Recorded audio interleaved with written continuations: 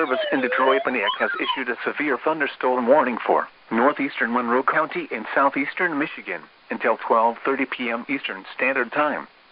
At 11:59 a.m. Eastern Standard Time, a severe thunderstorm was located over Maybe, or near Monroe, moving northeast at 45 miles per hour. Hazard, 60 miles per hour wind gusts. Source, radar indicated.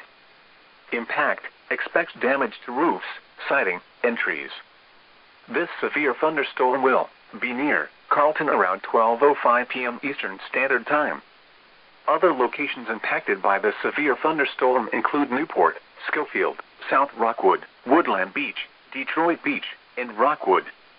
This includes the following highways: I-75 between mile markers 13 and 26. I-275 between mile markers 1 and 7. For your protection, move to an interior room on the lowest floor of a building. Repeating, a severe thunderstorm warning has been issued until 12:30 p.m. Eastern Standard Time for the following county: Monroe, Michigan,